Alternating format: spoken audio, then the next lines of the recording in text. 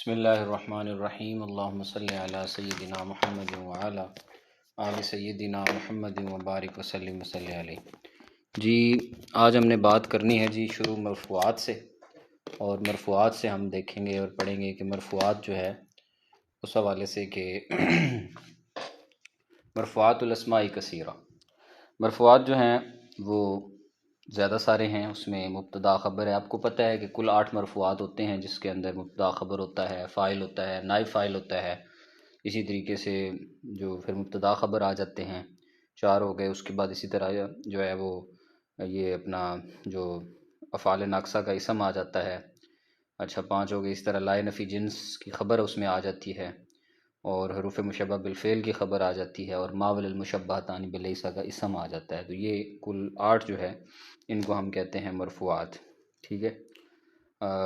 مثالیں واضح ہیں، آگے آ بھی رہی ہیں۔ تو یہ کل جو ہے وہ 8 مرفوعات ہیں، وہ بتا بھی رہا ہے مرفوعات الاسماء کثیرہ، جس میں نائب فاعل ہے، اور اسی طریقے سے اس کے اندر جو ہے وہ بالخبر انواع، خبر کبھی مفرد ہوتی ہے اور کبھی جملہ ہوتی ہے اور کبھی شبہ جملہ ہوتی ہے۔ شبہ جملہ یعنی وہ نائب فاعل سے ہی نکلا ہے۔ آپ کو پتہ ہے کہ ہم جب کہتے ہیں نا ضرب زید، تو یہ ہے مطلب فاعل، اس میں زید فاعل ہے، اور جب ہم کہتے ہیں نا ضرب زید، زید مارا گیا، تو یہ نائب فاعل ہے۔ کیوں؟ یعنی اس جب فعل مجہول ہو، اور اب ظاہر فعل مجہول ہے اور جو اس کا مفعول ہے، اس مفعول کو فاعل کا درجہ دے دیا جائے، کیونکہ زید تو مارا جانے والا ہے نا، ضرب زید ہو گیا، تو زید مارا گیا ہے، لیکن ہم نے کیا کیا ہے، ضرب زیدن کر دیا ہے، حالانکہ ضرب زیدن ہونا چاہیے، لیکن ضرب زیدن کیا ہے، ہم نے کیا کیا ہے کہ مفعول کو اٹھا کے فاعل کے درجے میں پہنچا دیا۔ تو یہ نائب فاعل سے تو مستقبلو کا من صنع یدی کا ہونا تو چاہیے تھا نا، استقبالو کا یعنی من صنع یدی کا، من اصناع یدی کا، لیکن مستقبلو کا من صنع یدی کا، تو اب اس کو اسی جملے کو الٹ کر دیا، تو یہ شبہ جملہ ہو گیا۔ تو یہ خبر جو ہے شبہ جملہ بھی ہوتی ہے، یعنی کہ تیرا جو مستقبل ہے وہ تیرے اپنے ہاتھوں میں ہے، کہ تو اس کو بنا لے یا اس کو برباد کر لے، تو وہ تیرے اپنے ہاتھوں میں ہے۔ اچھا جی، کچھ مقامات ہیں جیسے کہ یجب تقدیم الخبر علی المبتدأ فی مواضع من اکثرها استعمالا، کہ ایسے مقام جہاں پر خبر کو مبتدا پر مقدم کرنا واجب ہوتا ہے، اس میں یہ کہ ان یکون الخبر شبہ جملہ والمبتدا نکرہ، خبر شبہ جملہ ہو، مبتدا نکرہ ہو، ٹھیک ہے۔ اب یہ دیکھ لیں مستقبلو کا خبر شبہ جملہ ہے اور آگے مبتدا نکرہ ہے، تو اس لیے خبر کو مقدم کیا ہوا ہے۔ ان یکون الخبر مرکبا اضافیا والمبتدا نکرہ، خبر مرکب اضافی ہو اور مبتدا جو ہے وہ نکرہ ہو، اس صورت میں بھی جو ہے وہ مقدم کرنا، جیسے فی الدار رجل۔ اب اس صورت میں جو ہے وہ خبر جو ہے وہ یعنی ایسی صورت میں کہ ان یکون الخبر مرکبا اضافیا، خبر جو ہے وہ مرکب اضافی ہے، مرکب اضافی ہے، اور یعنی اس میں اضافت ہوئی بھی ہے، اور والمبتدا نکرہ، اور مبتدا جو ہے وہ نکرہ ہے، تو اس صورت میں بھی مبتدا کو خبر پر مقدم کرنا جو ہے وہ واجب ہے۔ اسی طرح ان یکون الخبر مرکبا توصیفیا والمبتدا معرفہ، خبر مرکب توصیفی ہے اور مبتدا معرفہ ہے، تو اس صورت میں بھی خبر کو مبتدا پر مقدم کرنا واجب ہے۔ اور ان یکون الخبر حالا والمبتدا نکرہ، خبر حال ہو اور مبتدا نکرہ ہو، اس صورت میں بھی خبر کو مبتدا پر مقدم کرنا جو ہے وہ واجب ہے۔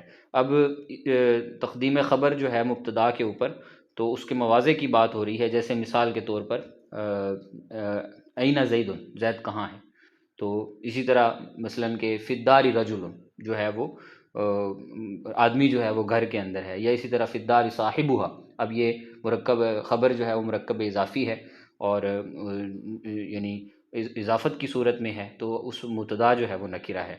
تو ان یکون الخبر فی المبتدا ضمیر یعود علی بعض الخبر، اور مبتدا یہ کہ وہ ضمیر ہو اور وہ اس کے بعض کی طرف لوٹ رہی ہو، جیسے فی الدار صاحبھا میں نے مثال دی ہے۔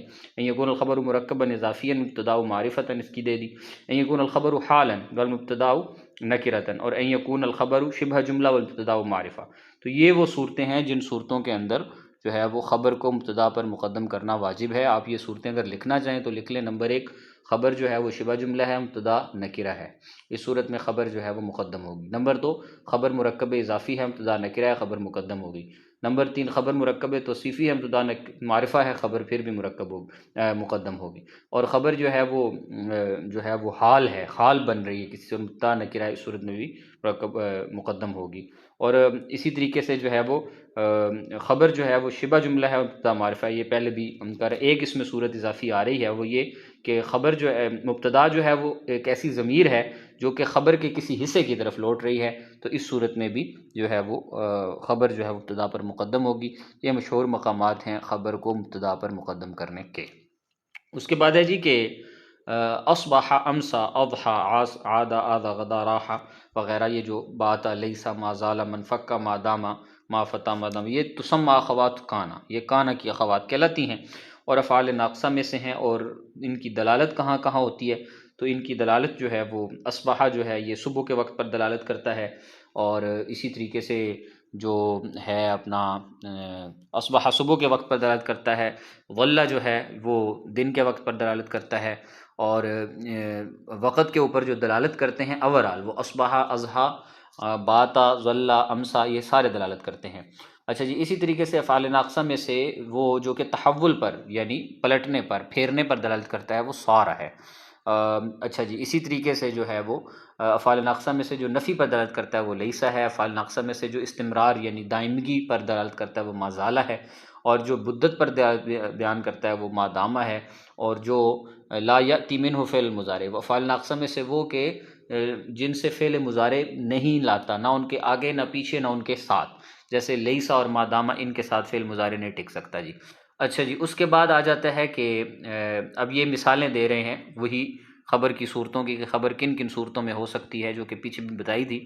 کانا خالد بن ولید عبقری من عباقرۃ الحروب، کہ خالد بن ولید جو تھے وہ ایک عبقری شخصیت تھے، خوشبودار شخصیت تھے، ایک بڑی مانی ہوئی شخصیت تھے۔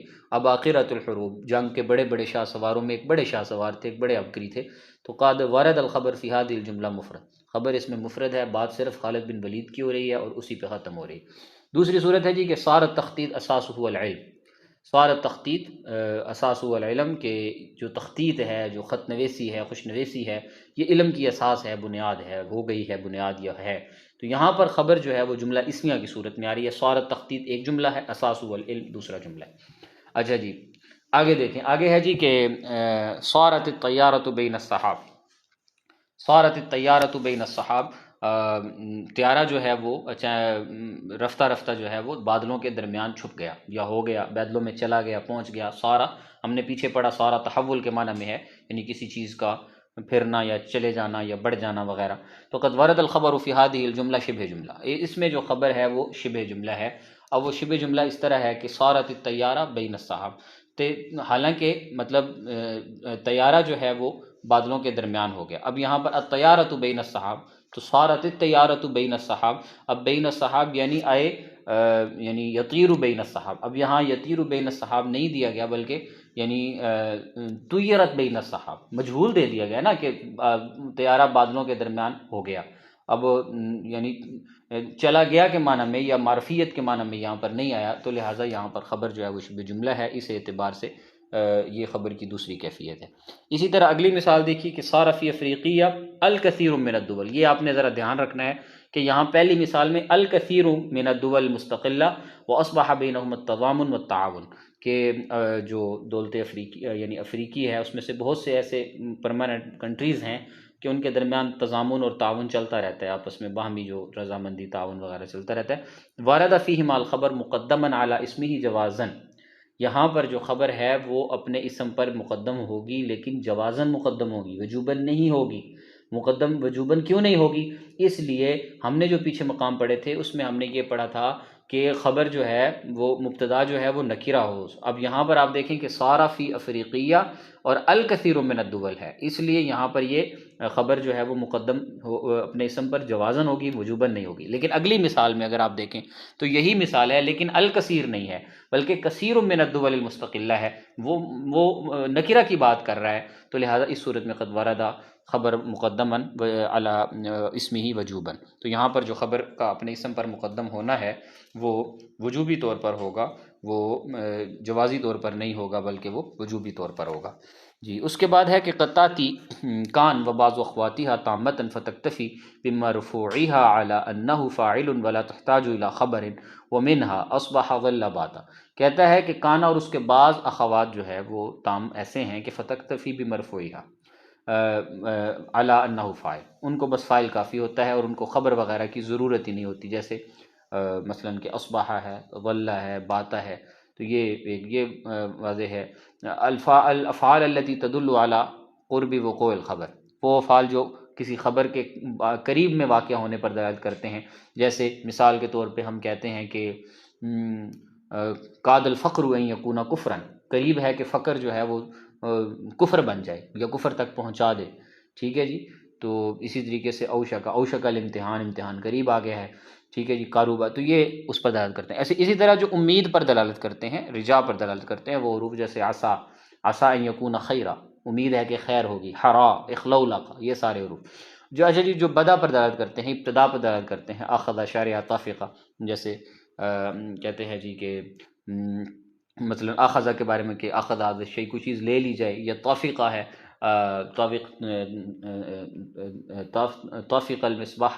اسی طریقے سے جو ہے وہ چراغ کے بارے میں کہا جائے، تو یہ طافقہ جو ہے یہ کسی چیز کے چلنے پر، کرنے پر، اس پر دلالت کرتا ہے. اس کے بعد ہے جی کہ حروف مشبہ بالفعل جو کہ تاکید کا فائدہ دیتے ہیں. حروف مشبہ بالفعل میں سے وہ انا ہے جو کہ تاکید کا فائدہ دیتا ہے. اسی طرح جو تشبیہ کا فائدہ دیتا ہے وہ کانا ہے، جو استدراک کا فائدہ دیتا ہے وہ جو ہے وہ لاکنہ ہے، اور اسی طریقے سے جو تمنی کا فائدہ دیتا ہے وہ لیتا ہے، اور جو ترجی کا فائدہ دیتا ہے رجا کا وہ لعلہ ہے. اس کے بعد جو ہے وہ آ جاتا ہے، جو ہے وہ ماں کے بارے میں آ جاتا ہے، ماں کافا، ماں کافیہ، ماں نافیہ، اور ماں ناہیہ. تو یہ ماں کی جو تفاصیل ہے ماں کے بارے میں، تو انشاءاللہ تعالی یہ یہاں سے ہم اس کو جو ہے وہ کل پڑھیں گے.